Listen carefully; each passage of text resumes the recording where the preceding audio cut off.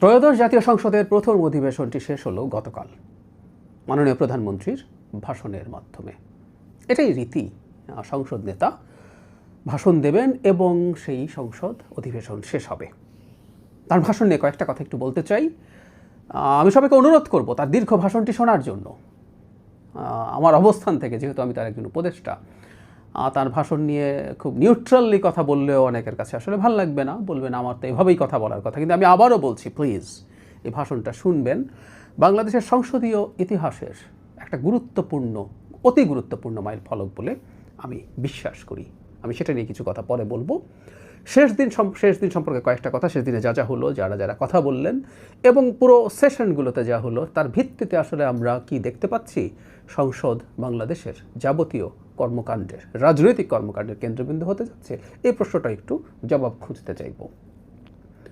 শেষ দিন ঘটনাবহুল ছিল, এটাই রীতি। সাধারণত মানে আমরা কথ্য ভাষায় যাদেরকে হেভি ওয়েট বলি, সেই মানুষরা শেষ দিন স্পিচ দেন। জনাব নাহিদ ইসলাম বক্তব্য দিয়েছেন, বিরোধী দলীয় চিফ হুইপ, একটা ব্যালেন্সড ভালো বক্তব্য। এনসিপিকে দেখলাম সেলিব্রেট করবেন, এটাই করা উচিত, তারা তাদের জায়গা থেকে করবেন। তার কথার মধ্যে যুক্তি, তথ্যপাত্য ভালো ছিল, পাল্টা যুক্তিও প্রচুর আছে, সেই আলোচনায় আজকে যাচ্ছি না। জনাব নাহিদ ইসলাম সংসদে কথা বলছেন, দেখতে ভালো লাগে। আমি প্রায় বলি যে গণঅভ্যুত্থানের পোস্টার বয় তিনি অনুপ্রেরণা জাগিয়েছেন। এনসিপির আরও যারা আছেন তারা বিভিন্ন সময় ভালোভাবেই কথাবার্তা বলেছেন এবং অনেকে এটা বলেন যে জামায়াতের সদস্যদের চাইতেও জামায়াতের সদস্যদেরকে ছাপিয়ে গেছেন, তাদের সংখ্যা কম থাকলেও এটারও ভিত্তি খানিকটা আছে বলা যায়। জামায়াত ইসলামের আমির যে বক্তব্য দিয়েছেন সেটাও খুবই ব্যালেন্সড ছিল, খুবই সফট ছিল।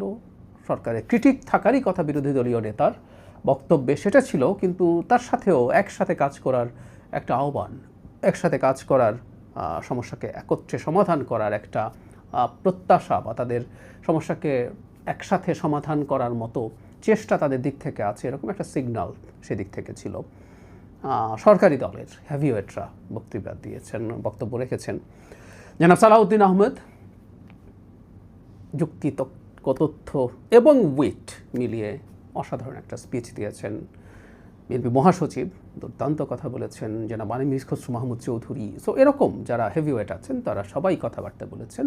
এর মাঝেও আসলে ক্রমাগত আমাদের সংসদ সদস্যরা যা বলেছেন, সরকারি দল বিরোধী দল মিলে একটা প্রাণবন্ত পার্লামেন্ট ছিল, কোনো সন্দেহ নাই। তবে আমরা যদি প্রাথমিকভাবে বিবেচনা করি তাহলে গ্রসলি বলা যায়, সংখ্যার তত্ত্বের বিচারে না, সরকারি দলের সামনে আসলে বিরোধী দলের যে পারফরমেন্স ইন দ্য পার্লামেন্ট, সেটা আসলে একেবারেই ভালো কিছু হয়নি। এনসিপির কিছু সদস্য ভালো করেছেন, মূল যে দল জামায়াত ইসলামী, তাদের দিক থেকে পারফরমেন্স আদৌ ভালো কিছু হয়েছে বলে মনে হয় না। একজন স্বতন্ত্র সদস্যের কথা না বললেই না, ব্যারিস্টার রুমিন ফারহানা, তিনি তার স্বতন্ত্র জায়গা থেকেও বেশ ভালো বেশ কিছু ইস্যু সামনে এনেছেন, ভালো বক্তৃতা করেছেন। এভাবেই সংসদ বেশ প্রাণবন্ত হয়ে উঠেছে, আমরা এটা বলতে পারি। বহু বছর পর মানুষ একটা পার্লামেন্ট দেখতে পারলো যেটা এইরকম ভাইব্রেন্ট হয়ে কাজ করেছে, যেটা একটা জেনুইন পার্লামেন্ট। যেহেতু এটা মাল্টিমিডিয়ার যুগ, সোশ্যাল মিডিয়ার যুগ, মুহূর্তেই ক্লিপ ছড়িয়ে পড়ছে এবং আমি দেখছি লক্ষ লক্ষ না মিলিয়ন ভিউ হচ্ছে। মানুষ অত্যন্ত আগ্রহ নিয়ে এই বিতর্ক দেখেছে প্রাণ ভরে। এটা সরকার এবং বিরোধী দল, বিশেষ করে বিরোধী দলের কাছে একটা গুরুত্বপূর্ণ বার্তা দেয়, খুবই গুরুত্বপূর্ণ বার্তা। সেটা হচ্ছে সংসদে যাবতীয় রাজনৈতিক কর্মকাণ্ডের কেন্দ্রবিন্দু হওয়া উচিত। যদিও বিরোধী দল এখন গণভোট বাস্তবায়নের নানান ইস্যুতে মাঠে বিভাগীয় পর্যায়ে, পরে ঢাকায় মহাসমাবেশ করার কর্মসূচি দিয়ে বসে আছেন, আমার মনে হয় তাদের জনগণের সেন্টিমেন্ট বা পালস বোঝা দরকার, যে জনগণ আসলে কী চাইছে। জনগণ চায় সংসদে তর্ক বিতর্ক হোক, প্রচুর হিটেড বিতর্ক হয়েছে গণভোট ইস্যুতে, জুলাই সনদ ইস্যুতে এবং মুক্তিযুদ্ধ বা সরকারের সমালোচনায় বেশ টাফ ডিবেটও হয়েছে।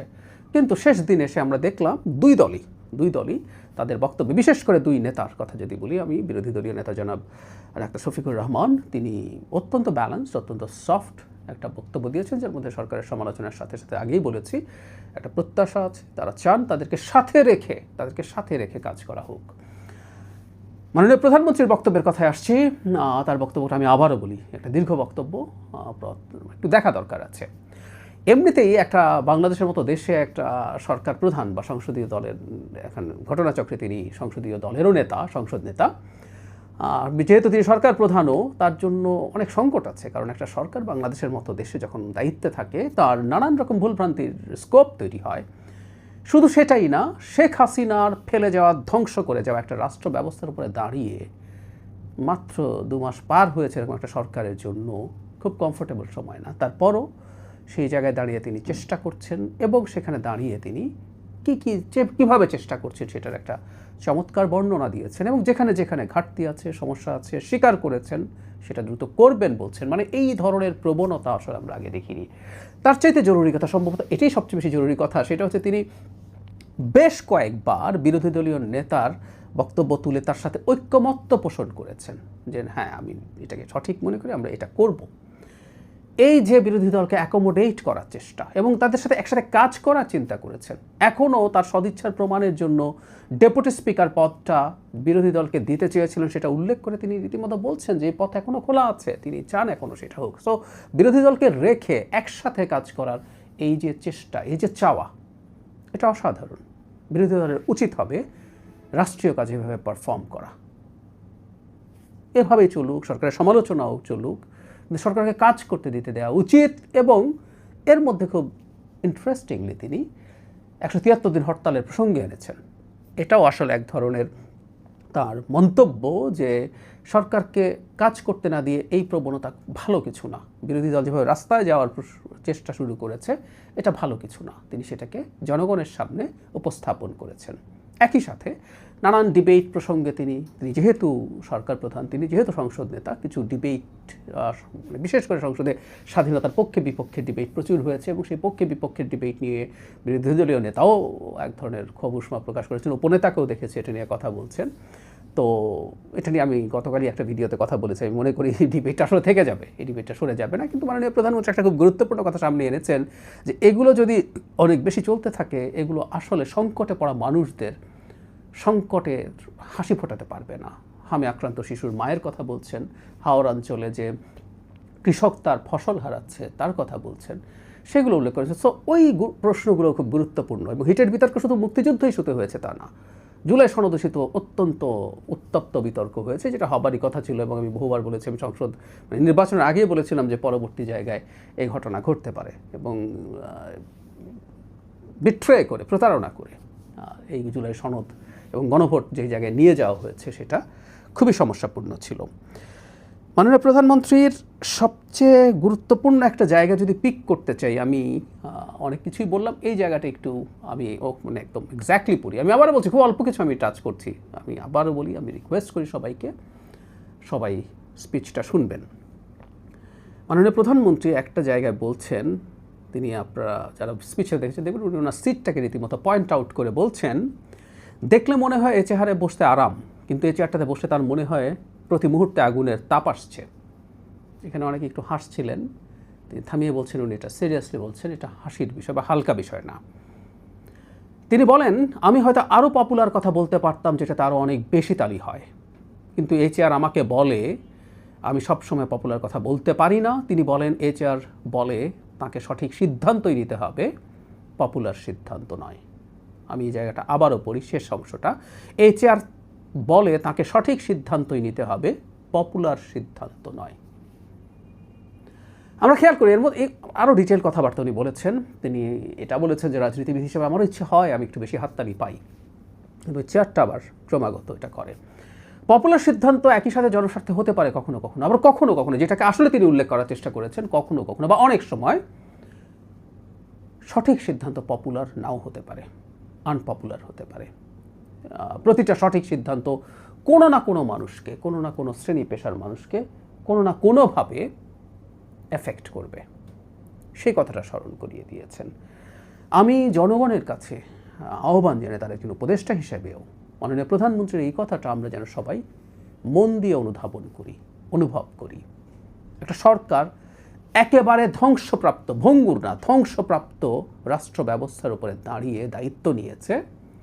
সেই সরকারকে এই সব কিছু ঠিক করা, অর্থনীতি থেকে শুরু করে রাষ্ট্রীয় প্রতিটা প্রতিষ্ঠান ঠিক করার জন্য অনেক সময় আনপপুলার সিদ্ধান্ত নিতে হবে, জনগণ যেন সরকারের সদিচ্ছা, মাননীয় প্রধানমন্ত্রীর সদিচ্ছাটা অনুভব করার চেষ্টা করেন, সেটা রাষ্ট্রের জন্য ভালো হবে।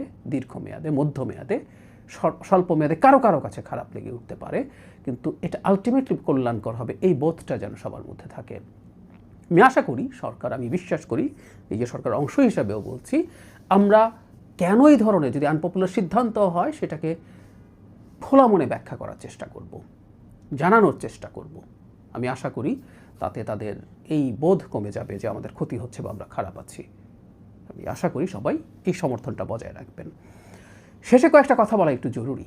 এই সংসদ আসলে একটা বার্তা দিয়েছে, যেটা মাঝে একটা জায়গায় আমি বলেছিলাম, সকল রাজনৈতিক কর্মকাণ্ডের কেন্দ্রবিন্দু সংসদই হওয়া উচিত। জনগণ এই বার্তা দিয়েছে অসীম অসাধারণ আগ্রহ নিয়ে। ফেসবুকে ঢুকলেই কার বক্তব্য ভালো হয়েছে, কারটা খারাপ হয়েছে র্যাঙ্কিং করছেন, কার বক্তব্য এরকম হয়নি, ওটা হলে ভালো হতো, কি থাকা উচিত ছিল, সমালোচনা হচ্ছে, হাসাহাসি হচ্ছে, বিদ্রূপ হচ্ছে, স্যাটায়ার হচ্ছে।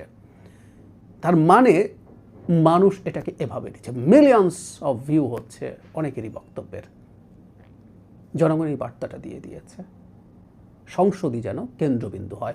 মজার ব্যাপার, এই কথাটা বিরোধী দলীয় নেতা, সংসদীয় দলের সরকারি সংসদ নেতা দুজনই ঠিক এই কথা বলেছেন, যে এর দিকে সারা দেশ তাকিয়ে আছে। সো দুজনই চমৎকারভাবে যখন একমত হচ্ছেন, ভবিষ্যৎ কি এরকম হবে? আমি আশাবাদী হতে চাই, শঙ্কাও আছে। কিছু হতে না হতেই রাজপথে যাওয়ার একটা প্রবণতা দেখছি। এটা গণতান্ত্রিক পন্থায় থাকলে ইটস ফাইন, কিন্তু যেটা হয়, মানে প্রচুর ভেস্টেড ইন্টারেস্ট গ্রুপ আছে, বিশেষ করে অনেকেই সংসদে আসতে পারেননি, তাদের কাছে মনে হয় সংসদ কেন্দ্রবিন্দু না হয়ে রাস্তাই মনে হয় ভালো, সো তারা প্রাসঙ্গিক থাকতে পারেন, তারা আছেন। বা আরও এর মধ্যে নানান ভেস্টেড ইন্টারেস্ট গ্রুপ আছে যারা বাংলাদেশের উন্নয়ন, বাংলাদেশের স্থিতিশীলতাকে পছন্দ করেন না। এই আশঙ্কাটা রেখেও আমি আশা করতে চাই, শেষটা যেভাবে হলো, দুই নেতা যেভাবে পরস্পরকে রেকগনাইজ করলেন, পরস্পরের সাথে একসাথে কাজ করার কথা বললেন, সেভাবেই সব কিছু চলুক। আমরা আশাবাদী হতে চাই।